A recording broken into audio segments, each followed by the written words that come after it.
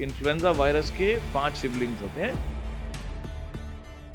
तो बेसिकली इनका बेसिक बीमारी जो ये क्रिएट करते हैं वो फ्लू ही होती है, जैसे अपर रेस्पिरेटरी ट्रैक्ट इन्फेक्शन, खांसी, जुकाम, उस तरह के सिम्टम्स होते हैं।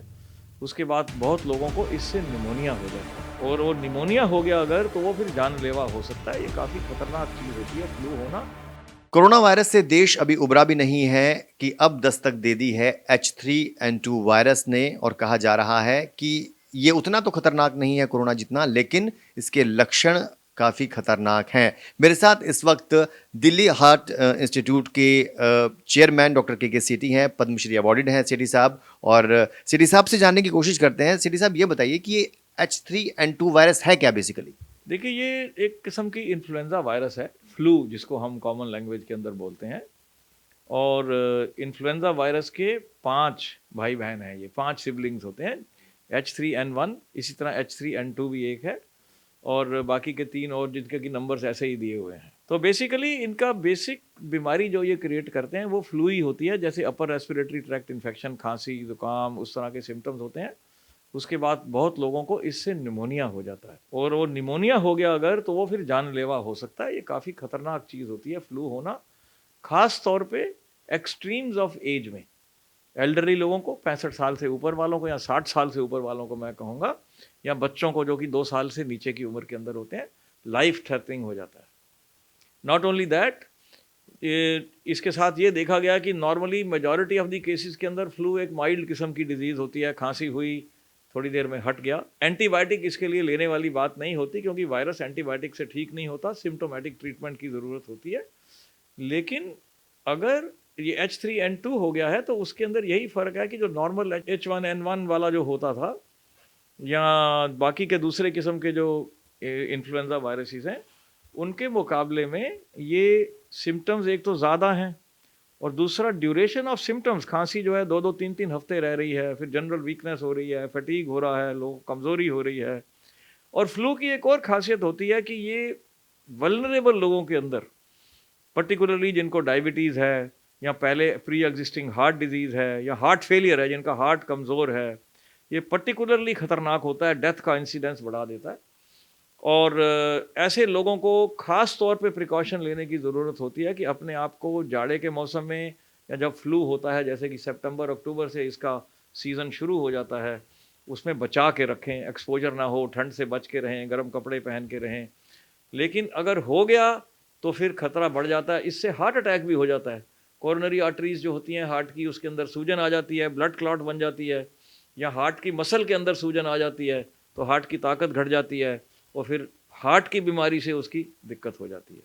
इसीलिए हर हार्ट के पेशेंट को, या 60 साल से उम्र वाले या उससे ज़्यादा लोगों को, या डायबिटीज़ वालों को, हम ये कहते हैं कि हर साल फ्लू की वैक्सीनेशन करवानी चाहिए।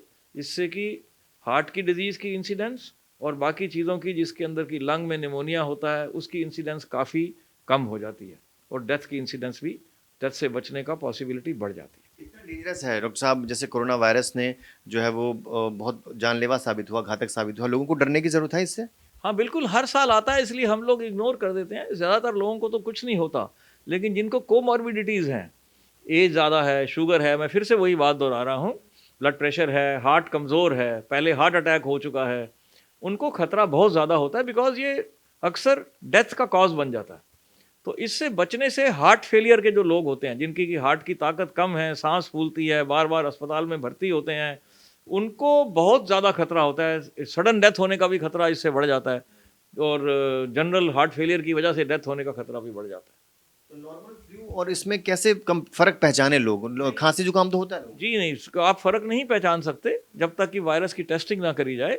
सिम्पटम शुरू के तो सेम होंगे, निमोनिया दोनों से होता है, लेकिन एक में ज़्यादा तेज़ होता है, एक में थोड़ा कम होता है। दूसरा, अगर एक 7 दिन में ख़त्म हो जाती है, तो ये 15 दिन, 20 दिन, महीना चल रही है। तो ये जब लंबा खिंच जाता है, तो फिर आपको लगता है कि ये है, कि ये जो है, ये जो N3 वाला हो सकता है। लेकिन उससे पहले अगर वायरोलॉजी करा के टेस्ट करेंगे, जब भी पता लगेगा, जिसकी की ज़रूरत नहीं होती। नॉर्मली सिम्टम्स को देख करके आपको पता लग जाता है कि फ्लू है, डॉक्टर इसको जज कर लेते हैं। और बच्चों को पर्टिकुलरली पीडियाट्रिशियन के पास तुरंत लेके जाना चाहिए, और बुजुर्गों को भी खास तौर पे स्पेशलिस्ट के पास लेके जाना चाहिए, जिससे कि टाइम पे इसका इलाज हो सके। रेस्ट करा जाए, स्टीम इनहेलेशन ली जाए और सुपर एडिड इन्फेक्शन से बचना होता है। आप कह रहे हैं एंटीबायोटिक नहीं लेते इसमें, ऐसा ऐसा क्यों? काम नहीं करती वायरस के केस में, इसलिए नहीं लेनी होती। तो खामखा में लोग खांसी होते ही एंटीबायोटिक खाना शुरू कर देते हैं, उससे फ़ायदा तो नहीं होता, नुकसान होने का चांस बढ़ जाता है और खामखा की फ्यूचर के लिए एंटीबायोटिक से रेजिस्टेंस हो जाती है। तो कैसे बचा जाए डॉक्टर साहब इससे?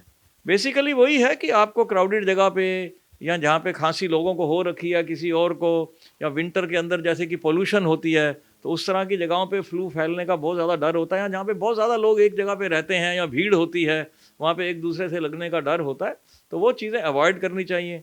Exposure to severe cold, particularly extremes of age के अंदर, इसको अवॉइड करना चाहिए। और अगर कोई सिम्टम आ गया तो रेस्ट करना बड़ा ज़रूरी होता है, उससे इम्यूनिटी जो होती है वो बॉडी की ठीक रहती है और तुरंत डॉक्टर की सलाह लेनी चाहिए। अगर किसी को पता लग गया घर में H3N2 वायरस है उसको, तो क्या घर वालों से अलग हो जाना चाहिए? थोड़ा सा कोशिश करनी चाहिए कि वल्नरेबल लोग उससे एक्सपोज ना हो। हालांकि उस तरह का आइसोलेशन जैसे कोविड में था वैसा तो नहीं कहते, लेकिन फिर भी वल्नरेबल लोग अगर एक्सपोज ना हो तो अच्छा होगा। डॉक्टर साहब ने बताया कि भीड़ भाड़ वाली जगह पे जाने से बचें और खुद का बचाव रखें, क्योंकि खुद सावधानी रखेंगे तो तभी अपनों को आप बचा पाएंगे। किस तरह का कंटेंट देखना चाहते हैं हमारे चैनल पे, ये भी हमें ज़रूर बताइए। और ये कंटेंट कैसा लगा, ये वीडियो आपको कैसा लगा, कमेंट करके जरूर बताइए। फिलहाल के लिए इतना ही, बने रहिए सौगंध टीवी के साथ। कैमरामैन सुमित के साथ अंकित वर्मा, सौगंध टीवी दिल्ली। आप देख रहे हैं सौगंध टीवी, सौगंध वतन की।